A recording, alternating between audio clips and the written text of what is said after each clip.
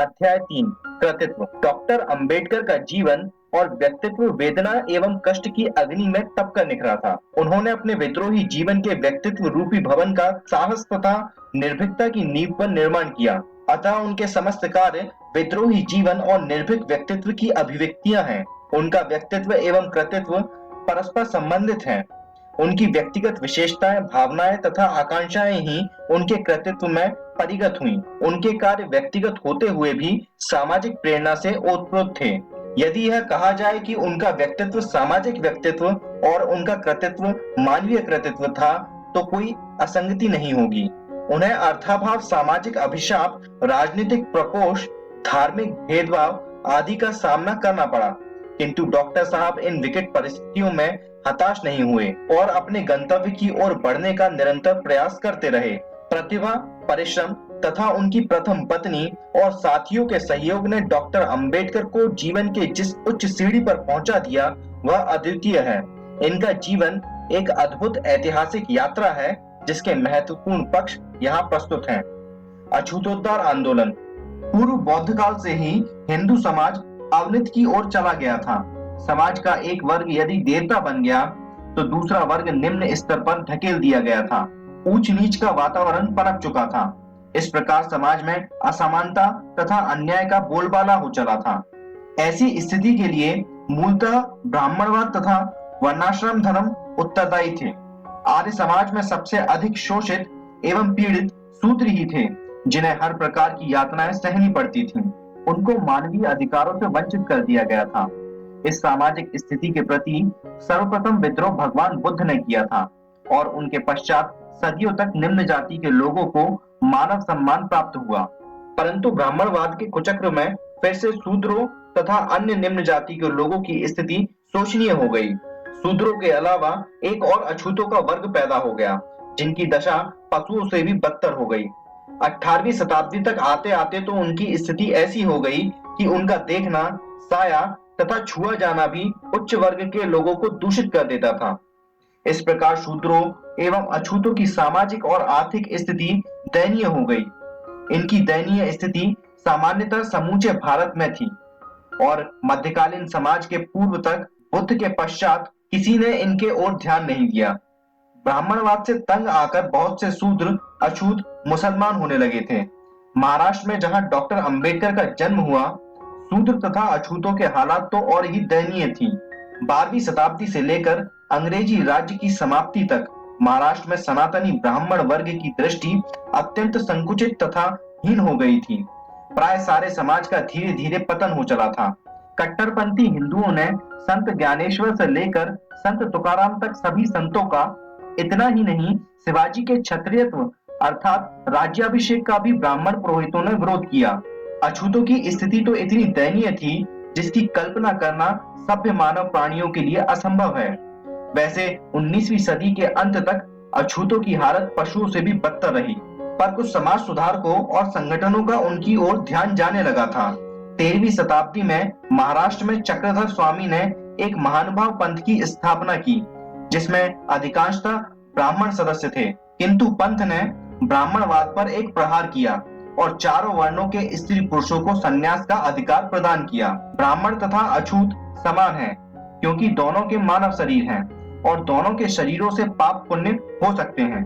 ब्राह्मण भी नीच कर्म कर सकता है और अछूत भी। अतः जन्म के आधार पर ऊंच नीच मानना महापाप है। ब्राह्मणी पंथ होने के बावजूद भी इसके सदस्यों का दृष्टिकोण उदार था, जिसके फलस्वरूप इस पंथ का महार जाति में प्रचार प्रसार हुआ।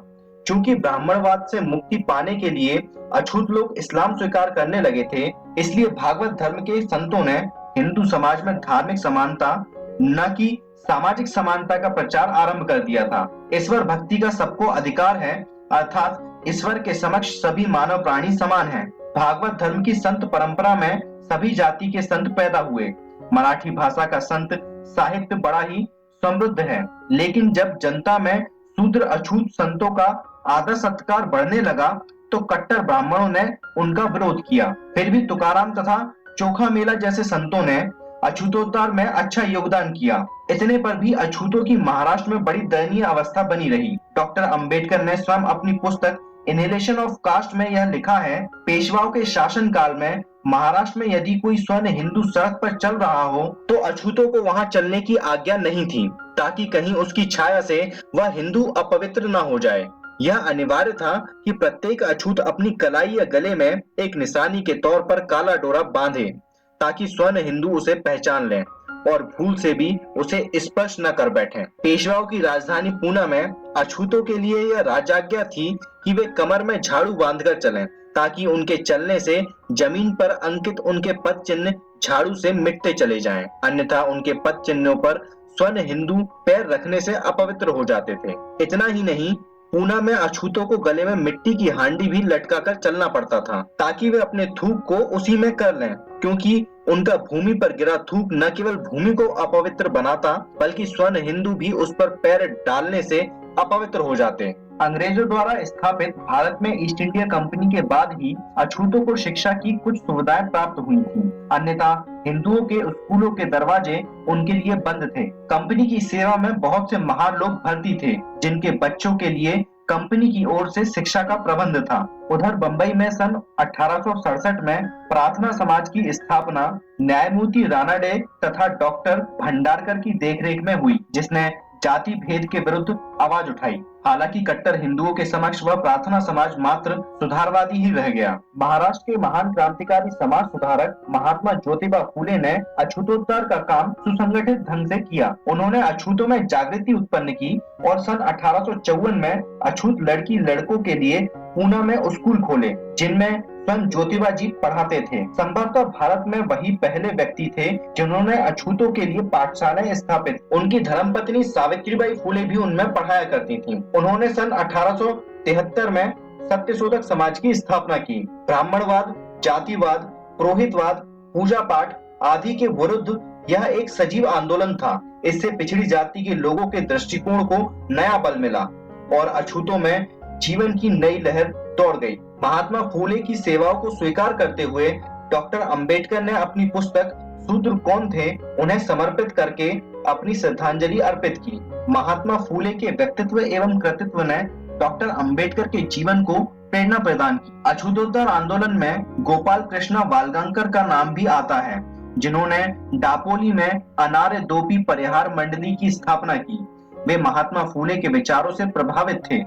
इस संस्था ने भी ब्राह्मणवाद, जातिवाद तथा छुआछूत के विरुद्ध अपनी आवाज बुलंद की। छुआछूत मनुष्यकृत है, ईश्वरकृत नहीं। इनके अतिरिक्त छत्रपति साहू महाराज, जो सन 1894 में कोल्हापुर रियासत के राजा बने, महात्मा फूले की विचारधारा तथा कार्य प्रणाली से प्रभावित हुए। महाराजा ने शूद्रों तथा अछूतों को अपने यहाँ नौकरी दी। उन्होंने शूद्र, अछूत, मुसलमान आदि के लिए छात्रालयों की स्थापना की और उन्हें छात्रवृत्ति की सुविधा भी दी। उनके इन कार्यों का ब्राह्मणों ने बहुत विरोध किया, यहाँ तक कि महाराजा के ही राजपुरोहित ने पर्व स्नान के समय उनके लिए यह कहकर वेद उच्चारण करने से इनकार कर दिया कि आप शूद्र हैं और शूद्रों को वेद मंत्र सुनने का अधिकार नहीं है। हालांकि उसे नौकरी से हटना पड़ा। कोल्हापुर के शंकराचार्य ने भी राजपुरोहित का समर्थन किया। महाराजा ने शंकराचार्य के पद को भी समाप्त कर दिया और शंकराचार्य पूना भाग गए। इस प्रकार साहू महाराज ने ब्राह्मणवाद का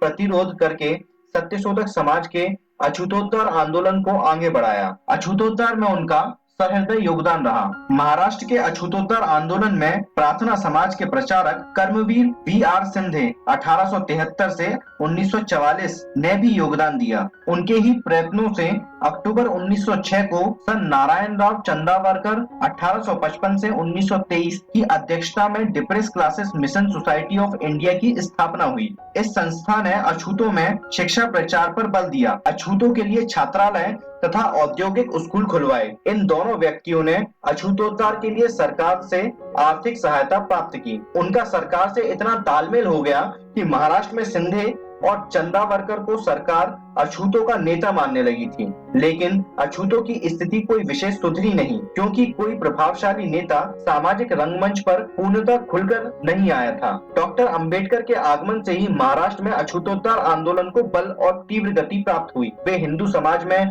प्रचलित ब्राह्मणवाद के कट्टर विरोधी थे, एक प्रकार से ब्राह्मणवादी व्यवस्था के शत्रु थे। उन्होंने सर्वप्रथम अछूतों के इतिहास का अध्ययन किया, वैदिक काल से शूद्रों की स्थिति का सिंहावलोकन किया और चूंकि उन्होंने अपने जीवन में स्वयं छुआछूत के कटु अनुभवों का सामना किया था, इसलिए उनमें ब्राह्मणवाद, छुआछूत तथा जातिवाद के प्रति जो उग्रता तथा तीक्ष्णता थी, अन्य किसी में मुश्किल से ही मिलेगी। उन्होंने अछूतोद्धार आंदोलन को एक नया मोड़ दिया और कहा, अछूत समाज की प्रगति में बाधक बनने वाला कोई भी व्यक्ति या संस्था हो, वह चाहे अछूत समाज की ही हो अथवा स्वयं हिंदू समाज की, उसका हमें तीव्र विरोध तथा निषेध करना चाहिए। डॉक्टर अंबेडकर द्वारा चलाए गए अछूतोद्धार आंदोलन के पूर्व अछूतों की कांग्रेस राजनीति तथा स्वतंत्रता आंदोलन में क्या स्थिति थी, यह देख लेना आवश्यक है, क्योंकि उनका आगमन कई परिस्थितियों के साथ जुड़ा है जो उस समय विवादास्पद बन चुकी थीं और जिनकी आड़ में लोग अपने राजनीतिक स्वार्थों की सिद्धि में लगे हुए थे। कांग्रेस की स्थापना सन 1985 में हुई। उसके संस्थापकों में न्यायमूर्ति महादेव गोविंद रानाडे भी थे, जो समाज सुधार में गहरी दिलचस्पी रखते थे। उन्होंने ही कांग्रेस का ध्यान समाज सुधार की ओर आकर्षित किया। अतएव 1886 के कोलकाता अधिवेशन में कांग्रेस ने अखिल भारतीय समाज सुधार सम्मेलन की स्थापना का निर्णय लिया और यह भी निश्चय किया कि उसका वार्षिक अधिवेशन भी कांग्रेस के साथ हुआ करे। इसका विरोध कुछ ब्राह्मण कांग्रेसी नेताओं ने किया था, पर लगभग 8 वर्ष तक कांग्रेस तथा समाज सुधार सम्मेलन के अधिवेशन साथ साथ चलते रहे। लेकिन समाज सुधार के प्रश्न को लेकर कांग्रेस में तो भिन्न मत उठ खड़े हुए। एक का कहना था कि राजनीतिक तथा सामाजिक सुधार साथ साथ चलें, परंतु दूसरा मत यह चाहता था कि कांग्रेस में समाज सुधार का प्रश्न कतई न उठाया जाए। फलतः कट्टर ब्राह्मण तथा कुछ कांग्रेसी समाज सुधार के विरुद्ध होते चले गए और जब सन 1895 में कांग्रेस का पूना में अधिवेशन होने जा रहा था, तब लोकमान्य तिलक के नेतृत्व में कुछ कट्टर ब्राह्मणों ने निश्चय किया कि वे कांग्रेस पंडाल में समाज सुधार सम्मेलन नहीं होने देंगे। उन्होंने वास्तव में नहीं होने दिया। रानाडे, गोखले, भंडारकर आदि को विवश होकर पुलिस के संरक्षण में एक अन्य स्थान पर समाज सुधार सम्मेलन करना पड़ा। हालांकि सनातनी हिंदुओं ने यह धमकी दी थी कि पूना में सम्मेलन होने ही नहीं देंगे और यदि हुआ तो आग लगा देंगे। यह समाज सुधार सम्मेलन का अंतिम अधिवेशन था। इस प्रकार कांग्रेस ने समाज सुधार की भावनाओं को कुचल दिया और समाज की ज्वलंत समस्याओं से पीछा छुड़ा लिया। कांग्रेस के राजनीतिक आंदोलन के फलस्वरूप इंग्लैंड की सरकार ने सन 1909 में भारत में कुछ सुधार किए, जिन्हें मिंटो मॉर्ले सुधार कहा गया। इन सुधारों में मुसलमानों को अलग प्रतिनिधित्व, पृथक निर्वाचन, संघ तथा सांप्रदायिक संरक्षण दिया गया। चूंकि मुसलमान इस योजना के पक्ष में थे, इसलिए कांग्रेस ने कोई विरोध नहीं किया, जो कि उसकी भयंकर भूल थी। कांग्रेसी हिंदुओं को बाद में ध्यान आया कि पृथक निर्वाचन तो भारतीय समाज के लिए खतरनाक है, अतः संयुक्त चुनाव का प्रश्न उठाया गया। सन 1916 के कांग्रेस के लखनऊ अधिवेशन में इस पर वाद विवाद हुआ और मुसलमानों को कुछ और सुविधाएं देकर संयुक्त निर्वाचन के लिए राजी कर लिया। इसी अधिवेशन में अछूतों के प्रतिनिधित्व का प्रश्न उठाया गया। इसी समय महायुद्ध शुरू हो गया, जिसमें भारत की जनता ने अंग्रेजों का साथ दिया था। फलतः अगस्त 1917 में भारत मंत्री लॉर्ड मांटेग ने घोषणा की कि अंग्रेजी सरकार भारत को होम रूल देने को तैयार है, जिसके लिए शीघ्र ही ठोस कदम उठाए जाएंगे। तत्पश्चात लॉर्ड मांटेग ने भारत का दौरा किया। उनसे सभी राजनीतिक एवं सांप्रदायिक नेता मिले, अछूत नेता भी मिले और उन्होंने भारत में होने वाले अछूतों पर अत्याचारों तथा अन्यायों का प्रबल इजहार किया। अछूतों में राजनीतिक चेतना का यह अच्छा अवसर था। वे अपने शोषण के प्रति सजग होने लगे। इस चेतना का एक अच्छा परिणाम यह निकला कि सन 1892 में अछूतों की सेना में भर्ती, जो कानूनतः बंद हो गई थी, सन 1917 में फिर से खुल गई। नारायण राव चंदावरकर की अध्यक्षता में, जो सन 1900 में कांग्रेस के लाहौर अधिवेशन में सभापति रह चुके थे, 11 नवंबर 1917 को डिप्रेस क्लासेस मिशन नाम से अछूतों की एक सभा हुई। उस सभा में यह प्रस्तावित किया गया कि कांग्रेस अपने आगामी अधिवेशन में छुआछूत के उन्मूलन पर एक स्वतंत्र प्रस्ताव पास करे, ताकि हिंदू लोग अछूतों के साथ मानवीय व्यवहार करें, उन्हें अछूतोद्धार की प्रेरणा मिले। तत्पश्चात एक और सभा बापूजी बांगले की अध्यक्षता में हुई, जिसमें अछूतों की ओर से यह मांग की गई कि यदि हिंदू लोग अछूतों को राजनीतिक अधिकार नहीं देना चाहते, तो उन्हें होम रूल मांगने का क्या अधिकार है। जो लोग अपने धर्म भाइयों को समान अधिकार नहीं दे सकते, उन्हें राजनीतिक स्वतंत्रता की मांग रखने में शर्म आनी चाहिए। इसके बाद अंग्रेजी सरकार ने मांटेग-चेम्सफोर्ड योजना प्रस्तुत की, जिसके अनुसार लॉर्ड साउथब्रो की अध्यक्षता में इंडियन फ्रेंचाइजी कमेटी भारत आई इस कमेटी ने अपना काम प्रारंभ किया। तब बंबई सरकार ने अछूतों की समस्या उनके समक्ष प्रस्तुत करने को करमवीर सिंधे तथा डॉक्टर अंबेडकर को नियुक्त किया। कमेटी के सामने डॉक्टर अंबेडकर ने अछूतों की दयनीय स्थिति को रखा और यह मांग की कि अछूतों को उनकी संख्या के अनुपात में राजनीतिक प्रतिनिधित्व मिले। यह भी मांग रखी गई कि अछूतों की निर्धन तथा अशिक्षित स्थिति को देखते हुए मतदान की योग्यता निर्धारित की जाए ताकि वे चुनाव से वंचित न हों। लेकिन सिंधे ने एक विचित्र विचार रखा और कहा कि अछूत प्रतिनिधियों का चुनाव न तो अछूत मतदाता करें और न सरकार, वरन उनका निर्वाचन काउंसिल के निर्वाचित सदस्य करें। डॉक्टर अंबेडकर ने इसका विरोध किया और कहा कि यह अछूत नेताओं का अपमान होगा। फलतः सिंधे का सुझाव स्वीकार कर दिया गया। सन 1917 का वर्ष अछूतोद्धार के लिए अच्छा सिद्ध हुआ। मांटेंग की घोषणा के पश्चात सभी राजनीतिक दल और समुदाय सचेत हो गए थे। उधर लोग भी सजग हो गए ताकि भावी राजनीतिक व्यवस्था में उनकी समस्याओं की ओर भी ध्यान दिया जाए। कोल्हापुर के छत्रपति साहू महाराज ने अपनी रियासत में अछूतोद्धार आंदोलन प्रारंभ कर दिया था। उन्हीं की सहायता से डॉक्टर अंबेडकर ने अपना पाक्षिक मराठी पत्र मूलनायक प्रकाशित किया, जिसका विज्ञापन लोकमान्य तिलक के पत्र केसरी ने निकालने से इनकार कर दिया था।